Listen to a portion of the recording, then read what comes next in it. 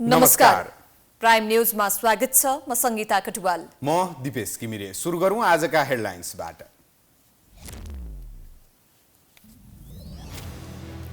अयोग्य लडाकुलाई रकम दिने निर्णय विवादको उत्कर्षमा, कार्यान्वयन नभए प्रतिरोधमा उत्रिने लडाकुको चेतावनी, पैसा दिनै नहुने एमालेको अडान, गठबन्धनभित्र दरार। आविष्कारका लागि 1% रकम छुट्याउनु पर्ने माग सहित महावीरपुर सडकमा बौद्धिक तथा सामाजिक व्यक्तिको साथ राजनीतिक स्वार्थका लागि दलहरूको हानाथाप। अर्थतन्त्र महासंकटमा गएका बेला आगामी बजेटबारे चौतर्फी चासो, करको दायरा बढाउन अर्थविदको सुझाव, समस्या समाधान हुने गरी बजेट निर्माण गर्दै सरकार। युक्रेनको आवासीय क्षेत्रमा रुसद्वारा 2 दर्जन क्षेपास्त्र प्रहार, 5 बालबालिका सहित 25 जना गैर सैनिकको मृत्यु, डिनिप्रो र लुगान्स्क सहर निशानामा। र एसीसी प्रिमियर कपको सेमिफाइनलमा भारी वर्षाका कारण कुवेतसँगको खेल रद्द भएसँगै नेपाल फाइनलमा, एसिया कपमा स्थान बनाउन युएईलाई हराउनु पर्ने।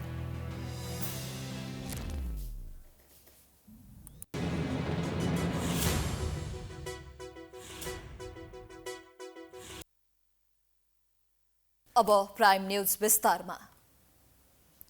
कर्मचारीहरूलाई तलब र सामाजिक सुरक्षा भत्ता समेत दिन नसकिरहेका समयमा राहत दिने सरकारको निर्णय आलोचित बनेको छ। पूर्व लडाकुलाई राहत दिँदा राज्य कोषको करिब 1 अर्ब रुपैयाँ खर्च हुने देखिन्छ। देश आर्थिक सङ्कटमा रहेका बेला राहत वितरण गर्दा थप समस्या उत्पन्न हुने भन्दै नागरिक स्तरदेखि सदनसम्म मत विभाजित भएको छ। सरकारले शान्ति प्रक्रियाको 18 वर्ष बितेपछि सशस्त्र द्वन्द्वकालका माओवादी अयोग्य लडाकुहरूलाई राहत वितरण गर्ने निर्णय गर्यो। मन्त्री परिषदको निर्णय बमोजिम सशस्त्र द्वन्द्वका अयोग्य लडाकुहरूलाई राहत उपलब्ध गराउने सम्बन्धी कार्यविधि जारी गरेपछि अयोग्य लडाकुलाई 2 लाख राहत वितरण गर्ने बाटो खुलेको छ। 2063 साल मङ्सिर 20 मा हतियार तथा सेना व्यवस्थापन अनुगमन सम्झौताले माओवादीका लडाकु हुन मापदण्ड तोकेको थियो। सो मापदण्ड अनुसार माओवादीका 4008 लडाकु अयोग्य ठहरिएका थिए। तिनै अयोग्य लडाकुलाई 2 लाखका दरले वितरण गर्दा राज्य कोषबाट 80 करोड बढी रकम खर्च हुने देखिन्छ। सरकारको यस निर्णयप्रति शुक्रबार बसेको प्रतिनिधि सभा बैठकमा समेत मतान्तर भएको थियो। सदनमा नेकपा माओवादी केन्द्रका सांसदहरूले नेताहरूले लडाकुलाई राहत दिने निर्णय सान्दर्भिक भएको बताएका थिए। युद्ध लडेर आएका महान लडाकुहरू, योद्धाहरूलाई जसले वीरताको गाथा गरे, जसले वीरताको सङ्कल्प गरे, जसले यो सिङ्गै व्यवस्था परिवर्तनका लागि बलिदान गर्नका लागि तयार भए, तपाईँ तिनलाई अपमान गर्ने? सदनमा माओवादी केन्द्र बाहेकका केही सांसदहरूले भने राजस्व सङ्कलनमा गिरावट आई राज्यको ढुकुटी कमजोर बनिरहेको बेला अयोग्य लडाकुलाई राहत दिने विषय सही नभएको बताए। सरकारी कर्मचारीहरूको तलब र पूर्व शिक्षकहरूको पेन्सन दिन समेत नसक्ने अवस्थाको सरकारले पूर्व अयोग्य लडाकुको नाममा पैसा बाँड्ने कार्य स्वीकार्य नहुने उनीहरूको अडान छ। देशको यस्तो आर्थिक अवस्था भएको बेलामा यो 2-2 लाख रुपियाँ पैसा बाँड्ने कार्यविधि पारित भयो भनेर चाहिँ गृह मन्त्रालयको प्रवक्ताले जुन कुरा बोल्नु भएको छ, जुन कुरा आएको छ, त्यसमा मेरो गम्भीर आपत्ति छ। द्वन्द्वकालीन समस्याको समाधान गर्न ठोस पहल अझै हुन सकेको छैन। लडाकुका लागि लिएको पैसाको हिसाब किताब बुझाउन नसक्नु, द्वन्द्वकालीन समस्या समाधानमा आनकानी गर्दै लम्ब्याउनु लगायत समस्या अहिले पनि विद्यमान छन्। अयोग्य लडाकुलाई राहत स्वरूप केही रकम बाँड्ने भन्दा पनि सरकारले रोजगार र आम्दानीमा जोड्नु उपलब्धिमूलक हुने नागरिक स्तरको सुझाव छ। बहिर्गमित जनमुक्ति सेना नेपालले अयोग्य लडाकुलाई 2 लाख दिने निर्णय कार्यान्वयन नभए प्रतिरोधमा उत्रिने चेतावनी दिएको छ। शनिबार रिपोर्टर्स क्लबमा पत्रकार सम्मेलन गर्दै बहिर्गमित जनमुक्ति सेना नेपाल केन्द्रीय सङ्घर्ष समितिले लामो कानुनी लडाईँपछि 2 लाख दिने निर्णय कार्यान्वयन नभए प्रतिशोधमा उत्रिने चेतावनी दिएको हो। पत्रकार सम्मेलनमा माओवादी अयोग्य लडाकुका नेता राजन थापाले आफूहरूलाई 2 लाख दिने सरकारी निर्णयको नबुझिकन विरोध भइरहेको र केही दलले राजनीतिकरण गर्न खोजेको आरोप लगाए। उनले यसअघि अर्थमन्त्री भएका व्यक्तिले नै अहिले यस विषयमा विरोध गरेको जिकिर गरे। 2 लाख दिने सरकारी निर्णयको नबुझिकन विरोध भइरहेको र केही दलले राजनीतिकरण गर्न खोजेको आरोप लगाए। उनले यसअघि अर्थमन्त्री भएका व्यक्तिले नै अहिले यस विषयमा विरोध गरेको जिकिर गरे। 2 लाख दिने सरकारी निर्णयको नबुझिकन विरोध भइरहेको र केही दलले राजनीतिकरण गर्न खोजेको आरोप लगाए। सम्मानित सर्वोच्च अदालत गरेको निर्णयलाई जुन कसैले रोकेर मात्र देखाऊ, तिमीहरूले जुन यसलाई अवरोध खडा मात्र गरेर देखाऊ, तिमीहरूको जुन घर घरमा जुन आएर फुट्ने जुन एउटा स्थिति जुन हामीले जुन त्यो भइसकेको जुन हामीले जुन बनाइसकेका छौँ, तिमीहरूको जुन लिस्ट जुन तयार गरेर तिमीहरूलाई चाहिँ कारवाही भाटे कारवाही गर्ने खालको एउटा स्थिति हामीले जुन बनाएका छौँ, यदि यसलाई जुन बिथोलेर मात्र देखाऊ, तिमीहरूले जुन आफ्नो गोजीमा जुन कात्रो बोकेर हिँड्दा हुन्छ, यो हिजो एउटा 10 वर्ष जनमुक्तिको निम्ति एउटा परिवर्तन निम्ति लड्ने योद्धाहरूको विरुद्धमा त्यसले जुन जाइ लाग्छ भने हामी चुप लागेर बस्दैनौँ। केपी शर्मा ओली प्रधानमन्त्री र विष्णु पौडेल अर्थमन्त्री भएका बेला नै 2073-74 को बजेटमा समेत 2066 सालमा 7वटा शिविरबाट विदायी लडाकुलाई राहत दिने उल्लेख गरिएको उनीहरूको दाबी छ।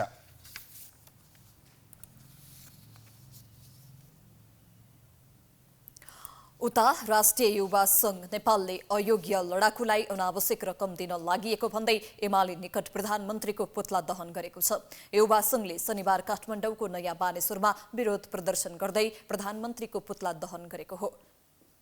उनीहरूले पूर्व प्रधानमन्त्रीको सुरक्षा गर्न नसक्नेले जनताको सुरक्षा गर्न नसक्ने भन्दै सरकार विरुद्ध नाराबाजी गरेका थिए। त्यस्तै उनीहरूले वर्तमान सरकारले नीतिगत भ्रष्टाचार सुरु गरेको आरोप लगाएका छन्। प्रदर्शनमा सहभागीहरूले शान्ति सुरक्षा कायम गर, भ्रष्टाचार अन्त्य गर लगायतका प्लेकार्ड प्रदर्शन गरेका थिए। प्रदर्शन गर्दै उनीहरूले बानेश्वरको निषेधित क्षेत्रबाट अघि बढ्न खोजेपछि प्रहरीले रोकेका थिए।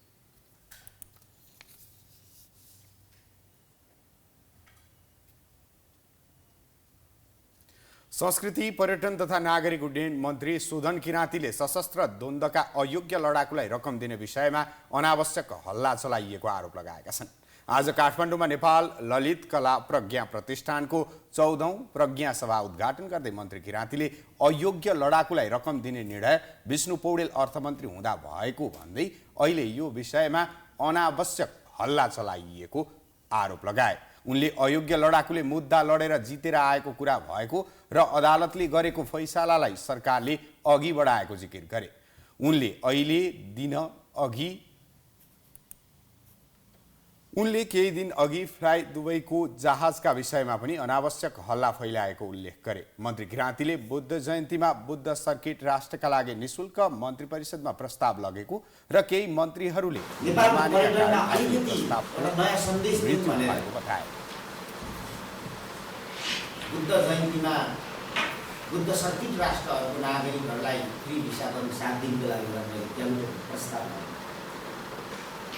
सम्माननीय प्रधानमन्त्री धेरै पोजिटिभ र धेरै मन्त्री पोजिटिभ हुनुहुन्छ, केही मन्त्रीहरू मान्दैन। ज्यान गएका भ्यान गरेका भन्छन्, भेडाले भन्छन्। यति परम्परावादी खालको सोच। एउटा पर्यटकलाई $20 दिने भिसा 10 जना आउँथ्यो, 50 जना आयो भने खर्चभन्दा पनि मनोविज्ञानको एउटा तरङ्ग पैदा गर्छ। उनले मुलुकको पर्यटनलाई अघि बढाउनका लागि सबै सरकारवाला बीच हातेमालो गर्दै अघि बढ्नुपर्नेमा जोड दिए।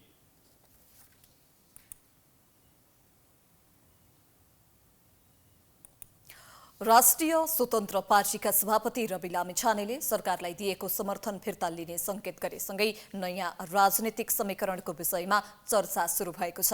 रासोपाको तयारीमा एमालेले नयाँ सम्भावना देखेको छ, तर सत्ता पक्ष भने पुरानो 5 दलीय गठबन्धन मात्रै बाँकी रहँदा पनि फरक नपर्ने बताउँछ। रविले सरकारलाई दिएको समर्थन फिर्ता लिए पनि अङ्कगणितीय हिसाबले सरकारलाई कुनै फरक पर्ने अवस्था छैन।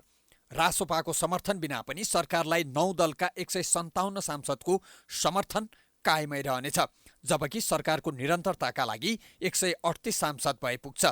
संसदको शपथ लिएपछि सञ्चारकर्मीलाई प्रतिक्रिया दिँदै लामिछानेले सरकारलाई दिएको समर्थन फिर्ता लिने सम्भावना बढेको प्रतिक्रिया दिए पनि पार्टीले संस्थागत निर्णय भने गर्न बाँकी नै छ। रासोपाको निर्णयसँगै सरकारलाई समर्थन दिइरहेका अन्य दलहरूले के गर्छन् भन्नेमा धेरैको चासो छ। अहिलेको अवस्थामा सीके राउतले नेतृत्व गरेको जनमत पार्टी गठबन्धनमा असन्तुष्ट रहे पनि बरु सरकारमै सहभागी हुने तर समर्थन भने फिर्ता नलिने मनस्थितिमा छ। खास निर्णय भनेको त बैठकले गर्ने हो। व्यक्तिगत हिसाबमा सोध्नुहुन्छ भने सरकारबाट समर्थन फिर्ता गर्ने हाम्रो योजना छैन। अहिले पनि सम्माननीय प्रधानमन्त्रीसँग 4-5वटा मन्त्रालय छँदैछ। हैन। यसमा पनि हामीले कुरा गरेर सम्झौता गरेर सहमति गरेर हामी सरकारमा मन्त्रालय सम्हाल्ने कुरातिर बढी जोड दिन्छौँ यदि उहाँहरू चाहनुभयो होइन। उहाँहरूले चाहनु भएन अब जनमत बाहिरै हुनुपर्छ भन्ने यदि सोच राख्नुभयो भने त्यो हामी बाहिर पनि बस्न तयार छौँ। सरकारलाई दिएको समर्थन फिर्ता लिन्छौँ भन्दै रासोपाले सरकारसँग बार्गेनिङ गर्न खोजेको विश्लेषण पनि हुन थालेको छ। सत्तारूढ दलहरू भने अहिले रासोपाले समर्थन फिर्ता नलिने विश्वास व्यक्त गर्छन्। रासोपाले समर्थन गर्दाको अवस्था र अहिलेको अवस्थामा कुनै परिवर्तन नभएकाले उसको समर्थन यथावत रहने विश्वासमा सत्तापक्ष छ। उहाँहरूले लिनुपर्ने कुनै मैले त्यस्तो आवश्यकता देख्दैन, त्यस्तो लिनुपर्ने कुनै परिस्थिति निर्माण पनि भएको छैन। त्यसकारण अब उहाँहरूले यदि लिने हो भने अथवा तपाईँले सुन्नुभएको कुरा सही हो भने त्यसको जवाफ उहाँहरूसँग सोध्नु सही हुन्छ होला। अन्यथा लिनुपर्ने अब समर्थन दिएको परिस्थिति र अहिलेको अवस्थामा तात्विक रूपमा कुनै भिन्नता छैन। त्यसकारणले उहाँहरूले फिर्ता लिनुपर्ने मैले त्यस्तो आवश्यकता देख्छु। रासोपाले समर्थन फिर्ता लिए पनि सरकारको निरन्तरतामा कुनै असर नपर्ने भन्दै सत्ता घटकले खासै दबाव महसुस गरेको छैन। उनीहरूलाई अहिलेको अवस्थामा नयाँ समीकरण बन्न सक्नेमा विश्वास पनि छैन। राजनीतिमा त्यसमा पनि नेपालको राजनीतिमा यो खेलहरू भइरहने हो, यो सदा चलिरहने हो। तर तत्कालै म यो गठबन्धन भत्केला, यो समीकरण फेरिएला भन्ने लाग्दैन। बजेट पछि अब सरकारले एउटा कोर्समा जान्छ। अब त्यो त नेतृत्व र त्यो घटकहरूका बिचका एउटा विश्वासको वातावरण बनाएर लानुपर्ने त्यो नेतृत्वको काम हो। मलाई लाग्छ अहिले म त्यस्तो कुनै सम्भावना देख्दिनँ। सत्तापक्षी सरकारलाई कुनै खतरा नआउनेमा ढुक्क रहेको अवस्थामा नेकपा एमाले भने रासोपाको निर्णयसँगै नयाँ सम्भावना देख्दैछ। सत्तामा गएको 2 महिनामै सत्ताबाट बाहिरिएको एमाले यससँगै पुनः प्रतिपक्षी बेन्चबाट सत्तापक्षमा पुग्न सकिने आशामा छ। प्रतिपक्षी बेन्चबाट सत्तापक्षको बेन्चमा जान, सत्तापक्षको बेन्चबाट प्रतिपक्षी बेन्चमा आउन संसदभित्र धेरै लामो दूरी छैन। दूरी छोटो छ र यस्तो एउटा अस्थिर अङ्कगणित भएको संसदमा त्यो कुनै पनि बेला हुन सक्छ। रासोपाले सरकारलाई दिएको समर्थन फिर्ता लिए पनि संसदीय अङ्कगणितका हिसाबले सरकारलाई कुनै खतरा छैन। तर सरकारलाई विश्वासको मत दिएको कुनै पनि दलले समर्थन फिर्ता लिएमा 1 महिनाभित्र प्रधानमन्त्रीले संसदमा विश्वासको मत लिनुपर्ने हुन्छ। यो अवधिमा नयाँ समीकरण बन्न सक्ने सम्भावनाले प्रतिपक्षी एमाले उत्साहित छ। तर रासोपाले सरकारलाई दिएको समर्थन फिर्ता लिए पनि अहिलेकै अवस्थामा नयाँ सत्ता समीकरण बनिहाल्ने सम्भावना भने देखिँदैन। नेकपा माओवादी केन्द्रलाई पहिलो पार्टी बनाउने अध्यक्ष प्रचण्डको ठूलो चाहना छ। यसका लागि उनले कम्युनिस्ट पार्टी तथा विचार मिल्ने अन्य पार्टीसँग एकताको हात अघि बढाएका छन्। तर कम्युनिस्ट पार्टी नाम राख्ने र नराख्ने बीच कुरा नमिलेपछि पार्टी एकता प्रक्रियाले पूर्णता पाउन सकेको छैन। 12 वर्ष जनयुद्ध लडेर गणतन्त्र, संघीयता तथा धर्मनिरपेक्षता लगायत महत्त्वपूर्ण परिवर्तन गर्न भूमिका खेलेको भए पनि नेकपा माओवादी केन्द्र संसदमा तेस्रो शक्तिको रूपमा स्थापित छ। राजनीतिक परिवर्तन गर्न अहम भूमिका खेलेको भए पनि जनताले तेस्रो शक्तिमा सीमित गरे पनि माओवादीलाई अध्यक्ष प्रचण्ड पहिलो पार्टी बनाउन चाहन्छन्। यसका लागि प्रचण्डले गत साउन 31 गते स्थायी कमिटी बैठकबाटै विचार मिल्नेहरूसँग एकता प्रक्रिया अगाडि बढाउन उपाध्यक्ष कृष्णबहादुर महराको संयोजकत्वमा वार्ता समिति बनाए। त्यसपछि नेकपा एकीकृत समाजवादीका अध्यक्ष माधव नेपालले उपाध्यक्ष डाक्टर बेदुराम भुसाल र जसपा अध्यक्ष उपेन्द्र यादवले नेता राजेन्द्र श्रेष्ठको संयोजकत्वमा वार्ता समिति बनाए। यसपछि पटक पटक औपचारिक र अनौपचारिक वार्ता भएको छ। वार्तामा सिद्धान्त, नीति तथा कार्यक्रम लगायत सबै कुरा मिलाएको भए पनि कम्युनिस्ट पार्टी नाम राख्ने कि नराख्ने विषयमा कुरा मिल्न नसकेका कारण एकता प्रक्रियाले पूर्णता पाउन सकेको छैन। वैशाख 9 गते कम्युनिस्ट पार्टी स्थापनाको अवसरमा आयोजित कार्यक्रममा पनि अध्यक्ष प्रचण्डले पार्टी एकता हुनेमा आफू आश्वस्त भएको बताएका थिए। हिजो कहाँनिर त्रुटि भयो, के कमीको कारणले हामीले विचारलाई, नेतृत्वलाई, हाम्रो कार्यशैली र संस्कारलाई त्यो उचाइमा उठाउन सकेनौँ भन्ने कुराको समीक्षा गरेर अहिले हामी मोर्चाबाट सुरु गरेर छलफल अलि राम्रै गर्दै गएर सकारात्मक वातावरण बनाएर पार्टी एकता गर्ने, जसको बिचमा अलि बढी मिल्छ तिनीहरू एकता पनि गर्दै जाने, कम मिल्नेहरूसँग मोर्चा बनाएर छलफल पनि गर्दै जाने र फेरि कम्युनिस्ट आन्दोलन, वामपन्थी आन्दोलनलाई देशको राजनीतिक आन्दोलनको एउटा मुख्य शक्ति बनाउने उद्देश्यबाट चाहिँ हामी विचलित छैनौँ। प्रचण्डको भनाइसँग नेकपा एकीकृत समाजवादीका अध्यक्ष नेपालले पनि सहमति जनाएका थिए। त्यसै पार्टी नै मिलाऊ। यो मिलाउनका लागि स्वाभाविक रूपमा सिद्धान्तका कुरा आउँछन्, नीतिका कुरा आउँछन्, कार्यदिशाका कुराहरू आउँछन्। समाजवादी मोर्चा बनाऊ हामी र त्यो मोर्चामा आबद्ध भएकाहरू समाजवादको सिद्धान्तप्रति, समाजवादको आदर्शप्रति, समाजवादको मान्यतालाई लागू गर्ने कुराप्रति प्रतिबद्ध भएर अगाडि बढौँ। एकता प्रक्रियामा डाक्टर बाबुराम भट्टराईले नेतृत्व गरेको नेपाल समाजवादी पार्टी पनि आउने तयारीमा छ। संसदको पहिलो ठुलो कम्युनिस्ट पार्टी एमालेलाई कमजोर बनाएर पहिलो पार्टी बनाउने प्रचण्डको रणनीतिलाई एकीकृत समाजवादीका अध्यक्ष नेपाल यादव र नेसपा अध्यक्ष डाक्टर बाबुराम भट्टराईले साथ दिने भएका छन्। विचार मिल्ने सबै राजनीतिक दलसँग सके एकता गर्ने, नसके कार्यगत मोर्चा बनाएर अगाडि बढ्ने बारे छलफल भइरहेको नेताहरू बताउँछन्। यसका लागि औपचारिक र अनौपचारिक वार्ता पटक पटक भए पनि निष्कर्षमा पुग्न नसकेको नेताहरूको भनाइ छ। समाजवादी केन्द्र बन्ने सम्भावना छ। अब त्यो भनेको चाहिँ नि खालि हाम्रो पार्टी बाबुरामजीले नेतृत्व गरेको पार्टी, त्यसपछि गएर समाजवादी एकीकृत समाजवादी केन्द्र उपेन्द्र यादवको ले नेतृत्व गरेको जसपा, यिनीहरूको बिचमा एउटा समाजवादी केन्द्र निर्माण हुन सक्ला। तर त्यो पनि धेरै ठुलो शक्ति बनिहाल्छ भन्ने होइन। तुलनात्मक रूपले अहिले एक्लै एक्लै बसेर भन्दा एउटा मोर्चा बनाएर हामी फेरि निश्चित मुद्दाहरूमा काम गर्न सक्यौँ भनेदेखि अहिलेभन्दा फरक ठाउँमा फेरि पुग्ला। समाजवादी विचारधाराहरूका साथ मिल्न सकिन्छ कि भन्ने सेरोफेरोबाट संवाद चलिरहेको छ। निष्कर्षमा त अहिले हामी पुगिसकेका छैनौँ, तर पुगे सरै छ, किनकि विमति छैन। विमति भनेको तपाईँलाई अलिअलि नामको लागि विमति छ। उहाँहरूले चाहनुहुन्छ जता पनि कम्युनिस्ट राखिरहँ, हामी चाहन्छौँ होइन अब कम्युनिस्ट किन राख्ने, त्यो फेज आउट भइसक्यो, समाजवादी राखे भइहाल्यो नि। त्यो सिम्पल कुराहरू हो। त्यसका नेतृत्वका सिस्टमहरू, त्यसका ती मोर्चाका अन्य कार्यविधिहरू, ती त तपाईँलाई प्राविधिक कुराहरू हुन्। सबभन्दा मुख्य कुरा भनेको विचार सिद्धान्त मिल्नु हो। विचार सिद्धान्तमा समानता देखिएको छ। संसदीय निर्वाचन अघि नै प्रचण्ड, माधव नेपाल लगायतका नेताहरूले समाजवादी केन्द्र बनाएर निर्वाचनमा जान चाहेका थिए। तर त्यो सम्भव नभएपछि फेरि उनीहरू विचार मिल्ने पार्टीसँग एकताको हात अगाडि बढाइरहेका छन्, जसका कारण उनीहरूले फेरि पार्टी एकीकरण वा मोर्चाबन्दीको चर्चा सतहमा ल्याएका छन्। 2074 सालमा सम्पन्न संसदीय निर्वाचनमा नेपाली जनताले दिएको झण्डै 2/3 शानदार वामपन्थी सरकारको नेतृत्व गर्ने चाहना केपी ओलीको कारण पूरा हुन नसकेको बताउँदै आएका प्रचण्डले विचार मिल्ने पार्टीबीच एकता वा मोर्चा बनाएर पहिलो पार्टी बन्ने दाउ कहिले साकार हुन्छ त्यो भने हेर्न बाँकी छ। प्राइम न्यूज जारी छ, हामी ब्रेकपछि आउँछौँ।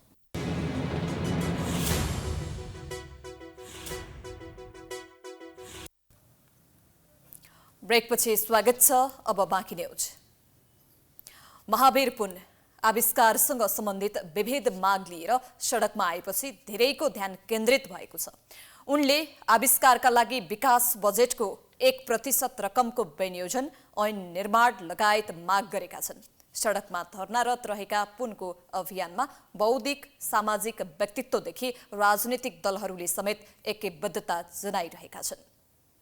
अनुसन्धान, नवप्रवर्तन र आविष्कारमा विकास बजेटको 1% रकम छुट्याउनु पर्ने र ऐन निर्माण गर्नुपर्ने माग सहित शुक्रबारदेखि राष्ट्रिय आविष्कार केन्द्रका संस्थापक महावीर पुन सहित युवाहरूको जमात माइतीघर मण्डलाको सडकमा दिनरात बिताइरहेका छन्। घामपानी नभनी प्रतिकूल मौसममा पनि उनीहरू सडकमै छन्। अर्थतन्त्र सुधार गरी युवा जनशक्ति विदेश पलायन हुनबाट रोक्न सरकारले सहज वातावरण सिर्जना गर्नुपर्ने मागले पनि होला महावीरको धरनामा ठूलो संख्यामा युवा जमात छ। धरनामा हातेमालो गर्न आएका अधिकांशले माग समय सान्दर्भिक रहेको बताएका छन्।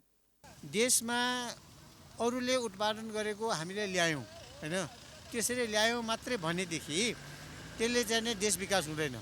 तर आफैले बनाएर आफ्नै स्रोतले साधनले गर्यो भने त्यसले बन्छ। यो प्रतिकूलतालाई चाहिँ हामीले कसरी अनुकूलमा लैजाने हैन, त्यो कुरा गर्नको लागि महावीर पुनले एउटा हामीले लिडरसिप दिनुभयो कि त्यसको लागि म एउटा वैज्ञानिक क्षेत्रबाट आएको, इन्जिनियरिङ क्षेत्रबाट आएको एउटा विद्यार्थीको रूपमा पनि र विद्यार्थीहरूलाई पढाउने एउटा प्राध्यापक भएर पनि हामीले भोलिको उनीहरूको भविष्य देखाउनको लागि केही न केही त हुनु पर्यो नि।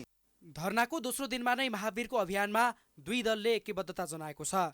राष्ट्रिय प्रजातन्त्र पार्टी र राष्ट्रिय स्वतन्त्र पार्टीले एकबद्धता जनाएका छन्। अत्यन्त सान्दर्भिक छ र देशमा राष्ट्रिय प्रजातन्त्र पार्टीको संसदमा र संसद बाहिर पूर्ण ऐक्यबद्धता छ भन्ने जानकारी दिनको लागि र उहाँको मनोबल बढाउन र साथसाथमा सरकारमा यो विषय अत्यन्त महत्त्वपूर्ण हो भन्ने कुरालाई दबाब दिन अहिले हामी राष्ट्रिय प्रजातन्त्र पार्टीका सबै साथीहरू यहाँ उपस्थित भएका हौँ। सिंहदरबार हो कि बालुवाटार हो कि कहाँ लगेर वार्ताको टेबलमा तुरुन्तै राखेर उहाँका मागहरूलाई समय सीमा तोकेर त्यो कागज गर्नलाई यसै हस्ताक्षर गर्न होइन, समय सीमा तोकेर उहाँसँग सम्झौता गरेर हस्ताक्षर गरेर नेपाली जनतालाई जानकारी गराएर उहाँलाई छिटोभन्दा छिटो आविष्कार केन्द्रमा पठाउने काम सरकारले गरोस्। म संसदबाट पनि यही माग गरेका छौँ हामीले र म सडकबाट पनि यही माग गर्छु र फेरि पनि आफ्नो ऐक्यबद्धता दर्शाउन यहाँ आएको जानकारी गराउँछु। बजेटको 1% रकम छुट्याउनु पर्ने र अनुसन्धान नवप्रवर्तन र आविष्कार कोष बनाउनु पर्ने सहित 4 माग राखेर पुनले धरना सुरु गरेका हुन्। नेपालका प्रतिभाशाली विद्यार्थी र भावी सन्ततिका लागि आन्दोलन गर्नु परेको र आविष्कार र नयाँ प्रबन्धन गर्न नसके मुलुकको अर्थतन्त्रलाई सुधार गर्न नसकिने उनको दाबी छ। सरकारले माग सम्बोधन नगरुन्जेल आन्दोलन जारी राख्ने उनको चेतावनी छ। को आउँछन् तिनीहरूलाई पनि सुनाउने यही हो है, यही सुनाउने हो।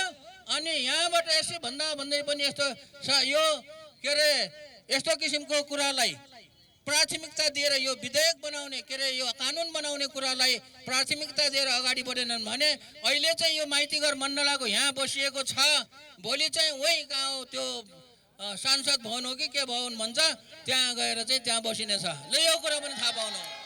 विश्वका धेरैजसो मुलुकले आविष्कार एवं अध्ययन अनुसन्धानमा फड्को मारिसक्दा नेपालमा भने त्यसले प्रभावकारिता पाउन सकेको छैन। अध्ययन अनुसन्धान र आविष्कार सम्बन्धी धेरै योजना अभावले होला आयातको दर वृद्धि हुँदा देशको अर्थतन्त्र सुधार हुन सकेको छैन। देशको आर्थिक अवस्था सुधार र आविष्कारको विकासका लागि पनि उचित ऐन कानुनको निर्माण गरी सरकारले यस क्षेत्रमा लगानी गर्नुपर्ने आवश्यक देखिन्छ। मधेस आन्दोलनको समयमा भत्काइएको शालिग पुनः निर्माण गर्न लाग्दा जनकपुर स्थित भानुचोकमा तनाव उत्पन्न भएको छ। जनकपुरको मुख्य केन्द्र रहेको भानुचोकमा आज जानकी नवमीको अवसर पारेर भानुभक्त आचार्यको शालिग स्थापनाको शिलान्यास गर्ने कार्यक्रम रहेको थियो। विरोधका बीच जनकपुर धाम उपमहानगरपालिकाको पूर्व निर्धारित कार्यक्रम अनुसार शालिगको शिलान्यास भएको छ। उपमहानगरपालिकाका मेयर मनोज शाहले सुरक्षाकर्मीको सहयोगमा भानुभक्त आचार्यको स्मारक स्थापना गर्न शिलान्यास भानुभक्तको शालिग बनाउने भन्ने निर्णय भएको रहेछ। त्यो अनुसार उपभोक्ता समिति गठन भएको छ। प्रभु जलानजीहरूले निर्माण गर्दै हुनुहुन्छ। अब यसमा लोस्पाबाट विरोध आयो कि यहाँ भानुचोक बन्नु हुँदैन भनेर हामी उहाँहरूलाई पनि संयमताको लागि आग्रह गर्दछु र जनकपुर धाम महानगरपालिकाले 2 दिनभित्र सर्वदलीय समिति गठन गरेर के निर्माण गर्ने हो भने उहाँले पनि वार्ताको लागि आह्वान गर्नुहुन्छ। तर स्थानीय राजनीतिक दलका प्रतिनिधिहरूले मधेस आन्दोलनको मर्म विपरीत भानुभक्त आचार्यको शालिग निर्माण गर्न लागि भन्दै विरोध गरेका छन्। शालिग निर्माणको विरोध गर्दै मधेस केन्द्रित दलका नेता तथा युवाहरूले संयुक्त रूपमा टायर बाली विरोध गरेका छन्। देश में संघीयता है, अखिल के सरकार चाहते हम गणतंत्र के समाप्त हम जनता मान लेबै, अखिल जनता सरकार चाहते हम संघीयता के समाप्त करते मान लेबै। ताहि दुआरे कोनो निर्णय के उल्टावे के आवे वाला सरकार के कर्तव्य नहीं होय छै, ओकर काम होय छै पहिल का निर्णय से कार्यान्वयन करके। रमेश महतो के नाम से चौक के नामकरण भेलै, आइ ओकरा उल्टावे जे काम कलके अहाँ के मनोज साहब मेयर साहब हुनका लेल बहुत लाज मर्दो छै, ओ कलंकित भ गेलखिन। इतिहास में हुनकर नाम काला अक्षर से लिखल जेतै। मधेसमा शहादत प्राप्त शहीदहरूको अपमान हुने भन्दै लोसपा, जनमत तथा जसपाका नेता तथा कार्यकर्ताहरूले संयुक्त रूपमा विरोध गरेका हुन्। शालिग शिलान्यासको क्रममा दलका कार्यकर्ता र प्रहरी बीच केही बेर ठेलमठेल समेत भएको थियो।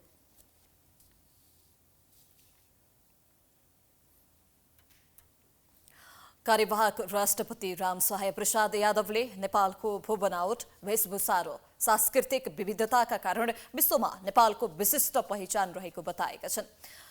2567औं बुद्ध जयन्तीको अवसरमा शनिबार ललितपुरमा आयोजित भेन्चेवाहा बौद्ध महोत्सवको उद्घाटन गर्दै नेपालको विशिष्ट पहिचान जनाउन क्षेत्रलाई संरक्षण गर्नुपर्ने समेत बताए। उनले विश्वको शिखर सगरमाथा र विश्वमै शान्तिको प्रतीकको रूपमा रहेको गौतम बुद्धले नेपालको शिर उच्च बनाएको धारणा राखे। यादवले अहिले पनि गौतम बुद्धको वाणीहरू सान्दर्भिक रहेकाले यसलाई सबैले अनुसरण गर्नुपर्ने बताए। समाजलाई योग्य चेतनाबोधको बाटो देखाउने र विश्वलाई हिंसाको बाटो छोडी अहिंसा, मित्रता, विश्व बन्धुको मार्ग प्राप्त गर्नका लागि बुद्धको वाणीहरू महत्त्वपूर्ण रहेको उनले बताए। बुद्धको जीवन दर्शनका कुराहरू हामीले दैनिक जीवनमा उतार्न सफल भएमा समग्र जीवन जगतको कल्याण हुने कुरामा पूर्ण रूपमा विश्वस्त हुन सकिन्छ। अत हामीले तथागत बुद्धका दर्शनहरू अनुसरण गर्न अपरिहार्य छ। कार्यक्रममा कार्यवाहक राष्ट्रपति यादवले बौद्ध कला प्रदर्शनको उद्घाटन गर्दै प्रदर्शनी सम्बन्धी पुस्तक विमोचन गरेका थिए।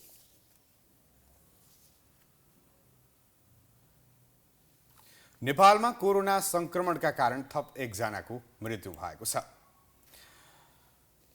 पछिल्लो 24 घण्टामा एक कोरोना संक्रमितको मृत्यु भएको स्वास्थ्य तथा जनसङ्ख्या मन्त्रालयले जनाएको छ। मन्त्रालयका अनुसार हालसम्म नेपालमा कोरोनाका कारण 12,023 जनाको मृत्यु भएको छ। यो अवधिमा 51 जनामा कोरोना संक्रमण पुष्टि भएको छ।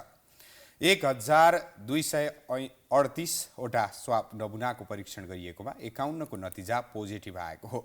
पछिल्लो 24 घण्टामा देशभर 35 जना निको भएका छन्। यो सँगै कोरोनाका सक्रिय संक्रमितको संख्या 361 रहेको मन्त्रालयले जनाएको छ।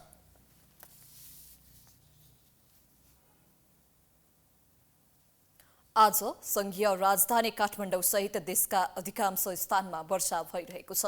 जल तथा मौसम विज्ञान विभागका अनुसार मौसम पूर्वानुमान महाशाखाका अनुसार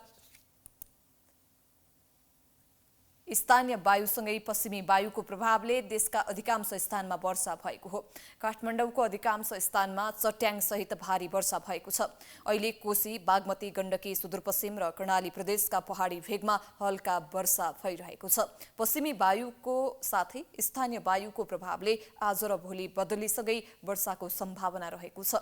रातिको समयमा पनि देशका पहाडी क्षेत्रमा चट्याङ सहित हल्का वर्षाको सम्भावना रहेको मौसम पूर्वानुमान महाशाखाले जनाएको छ।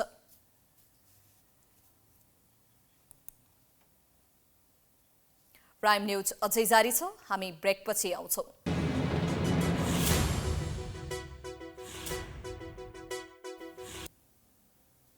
ब्रेकपछि स्वागत छ। अब बाँकी न्यूज। भोजपुरको रामप्रसाद राई गाउँपालिकाले एकीकृत घुम्ती शिविर सञ्चालन गरी स्थानीयलाई सेवा दिँदै आएको छ। गाउँपालिकाले सेवा सञ्चालन गरी सेवा सुरु गरेपछि स्थानीय पनि लाभान्वित भएका छन्। शिविरबाट स्थानीयले गाउँघरमै उपचार लगायत विभिन्न सेवा पाएपछि खुसी भएका छन्। भोजपुरको रामप्रसाद राई गाउँपालिकाले नागरिकको सहजताका लागि घुम्ती शिविर सञ्चालन गरेको छ। शिविर मार्फत गाउँपालिकाबाट हुँदै आएका सेवा वडा स्तरबाट प्रदान गरिएको छ। शिविर मार्फत गाउँपालिकाको सेवा वडामा पाउँदा स्थानीय पनि खुसी भएका छन्। म त खुसी नै लागेको छ।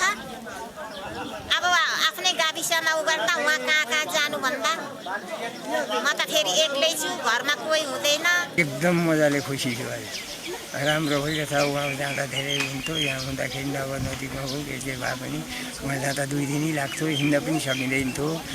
यहाँ हुँदाखेरि एकदम राम्रो सुविधा भएको छ। शिविरले अशक्त वृद्ध वृद्धा लगायत नागरिकको समस्यालाई सम्बोधन गरेको छ। भौगोलिक विकटताका कारण गाउँपालिकासम्म आउन समस्या हुने भएपछि घुम्ती शिविरबाट सेवा प्रभाव थालेको गाउँपालिकाको भनाइ छ। यसको उद्देश्य भनेको चाहिँ हाम्रो रामप्रसाद राई गाउँपालिकाको नागरिकलाई हामीले वडाबाटै चाहिँ सेवा दिनको निम्ति र हामीले छिटो छरितो ढङ्गले उहाँहरूले चाहिँ विभिन्न सेवा लिनु जाँदाखेरि, पालिका जाँदाखेरि, जिल्ला जाँदाखेरि असहज भएको कारणले गर्दाखेरि हामीले प्रत्येक वडामा चाहिँ आएर सेवा दिनको लागि पुरा होस् भनेर हाम्रो नागरिकको लागि नै हामीले यो चाहिँ हामी प्रत्येक वडामा चाहिँ शिविरहरू सञ्चालन गरिरहेका छौँ। गाउँ कार्यपालिकाको निर्णय अनुसार वडा स्तरमा हुने काम पनि सुरु गरिएको छ। कागजात मिलेका 5 लाखभन्दा मुनिका योजनाको भुक्तानी समेत शिविरबाट गर्ने योजना रहेको गाउँपालिकाको भनाइ छ। त्यस्तै बैंकसँगको सहकार्यमा वडाबाट सामाजिक सुरक्षा भत्ता वितरण, ज्येष्ठ नागरिक तथा महिला स्वास्थ्य परीक्षण, अपाङ्गता परिचय पत्र वितरण, पञ्जीकरण र विद्यार्थी भर्ना अभियान पनि सञ्चालन गरिएको छ। यो शिविरमा चाहिँ विशेष गरी सामाजिक सुरक्षा भत्ता वितरण, दोस्रो नम्बरमा ज्येष्ठ नागरिक स्वास्थ्य परीक्षण राखेका छौँ। अर्को भनेको चाहिँ अपाङ्गता परिचय पत्र वितरण, महिलाहरूको आङ खस्ने, यो भिआइए सम्बन्धी, इम्प्लान्ट र आयुसिडी लगायतका चाहिँ अब फ्यामिली प्लानिङ सम्बन्धी परामर्श सेवा यहीँबाट दिइराखेका छौँ। घुम्ती शिविर सबै वडामा 8 दिनसम्म सञ्चालन हुने जनाइएको छ। शिविर मार्फत गाउँपालिकाको सेवा लिन पाएपछि घण्टौं लाएर पालिका केन्द्र पुग्नुपर्ने स्थानीयको बाध्यता अन्त्य भएको छ। शिविर सञ्चालनले खास गरी पालिकाका अशक्त तथा वृद्ध वृद्धाहरूलाई प्रत्यक्ष लाभ पुगेको छ। प्राइम एचडीका लागि भोजपुरबाट गणेश विष्टको रिपोर्ट। अब बिजनेस न्यूज।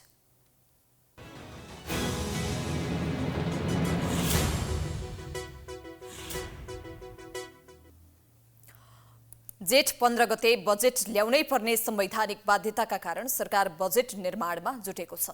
आगामी आर्थिक वर्ष 2080-81 को लागि के कस्तो बजेट आउँछ भन्ने सर्वत्र चासोको विषय बनेको छ। देश आर्थिक संकटमा गुज्रिरहेको अवस्थामा आगामी वर्षको बजेटले कस्ता विषयलाई सम्बोधन गर्नुपर्छ त?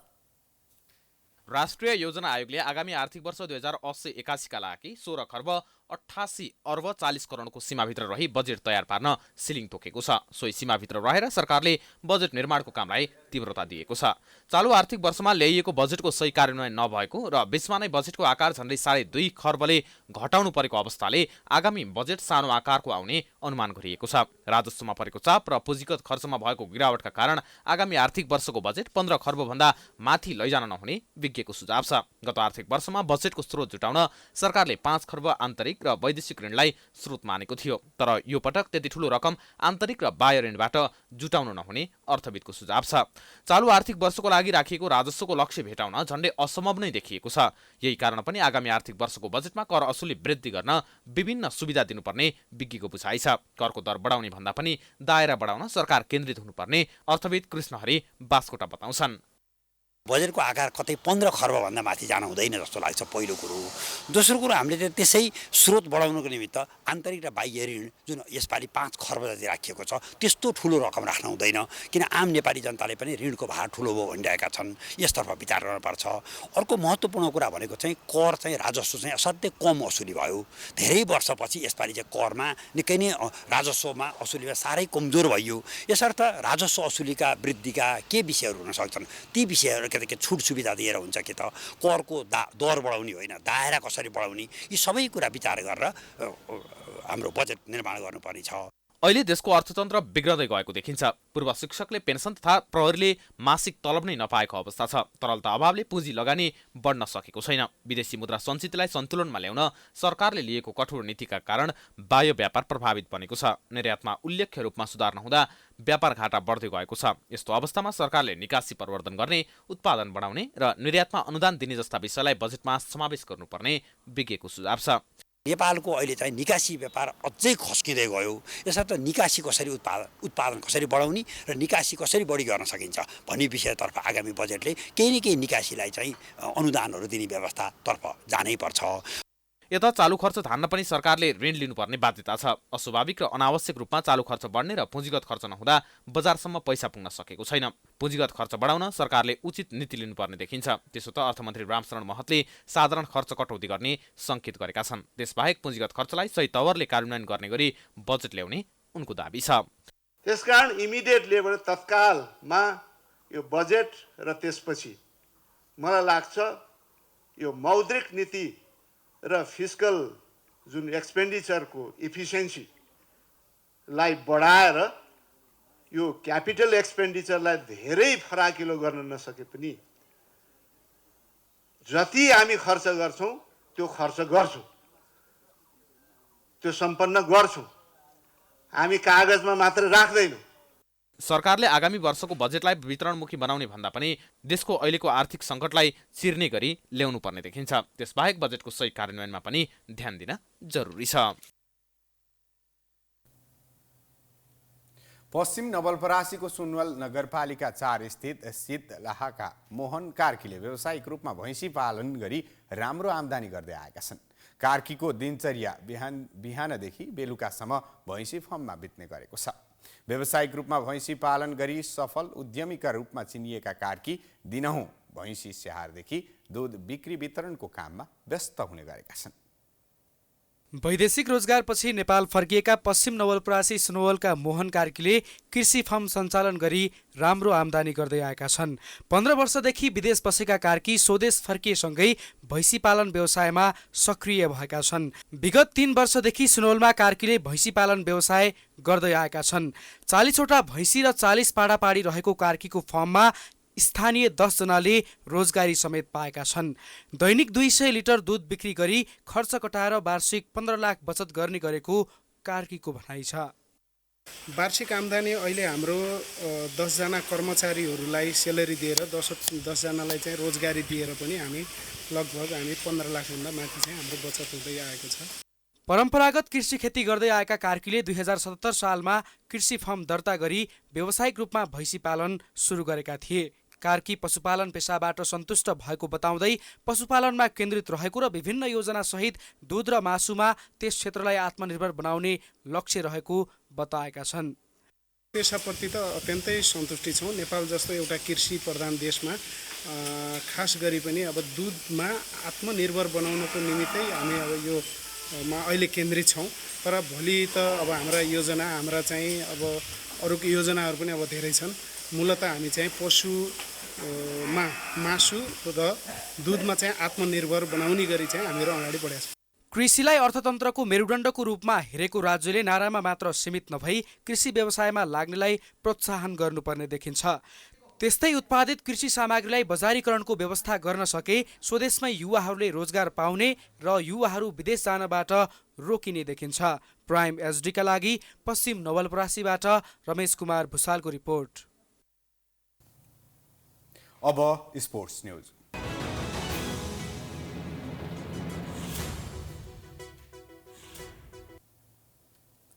एसीसी प्रिमियर कपको पहिलो सेमिफाइनल खेलमा भारी वर्षाका कारण कुवेतसँगको खेल रद्द भएसँगै नेपाल फाइनलमा पुगेको छ। खेल नतिजाविहीन बनेपछि नेपाल समूह विजेताको रूपमा फाइनलमा पुगेको हो। जितका लागि 281 रनको विशाल विजय लक्ष्य पछ्याएको कुवेतले 8.3 ओभरमा 6 विकेट गुमाउँदै 37 रन बनाउँदा खेल वर्षाका कारण रोकिएको थियो। तर त्यसपछि भारी वर्षा हुँदा सुपर ओभर पनि हुन सकेन। नेपाल समूह ए को विजेता र कुवेत समूह बी को उपविजेताको रूपमा सेमिफाइनल खेलेका थिए। खेल हुन नसकेपछि नेपाल समूह विजेताको रूपमा फाइनलमा पुगेको हो। कुवेतका ओपनर आदनान इद्रिस 0, रजिबा सन्दुरान 9, परविन्द्रन कुमार 1, मित भावसार 5 र मोहम्मद अल्लाम 14 रनमा आउट भए। नेपालका करण केसीले 4.3 ओभरमा 10 रन खर्चेर 5 विकेट लिए। सोमपाल कामीले 2 ओभरमा 15 रन खर्चेर 1 विकेट लिए। यसअघि टियु क्रिकेट मैदानमा टस हारेर पहिला ब्याटिङ गरेको निम्तो पाएको नेपालले निर्धारित 42 ओभरमा 9 विकेट गुमाउँदै 281 रन बनाएको थियो।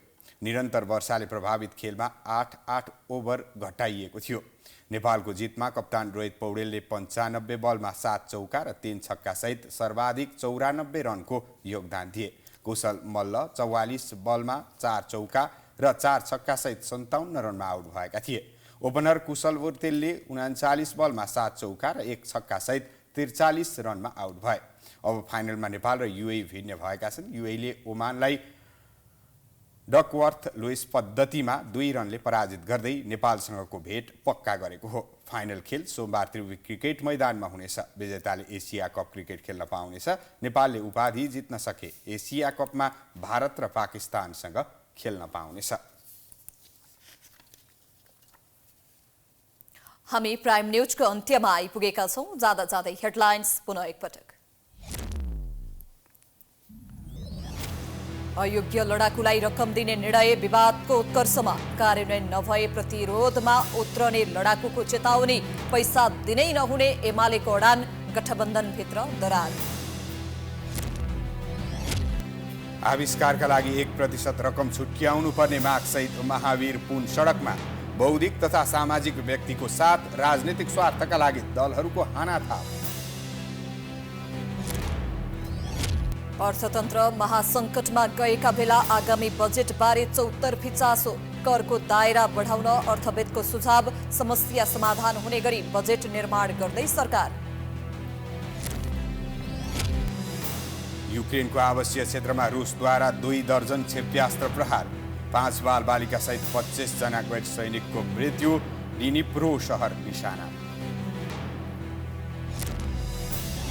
र एसिसी प्रिमियर कपको सेमिफाइनलमा भारी वर्षाको कारण कुवेतसँगको खेल रद्द भएसँगै नेपाल फाइनलमा।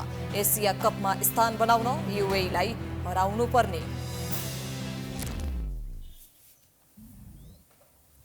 प्राइम न्यूज अहिलेलाई सकियो।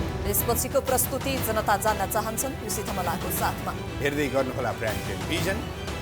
नमस्कार।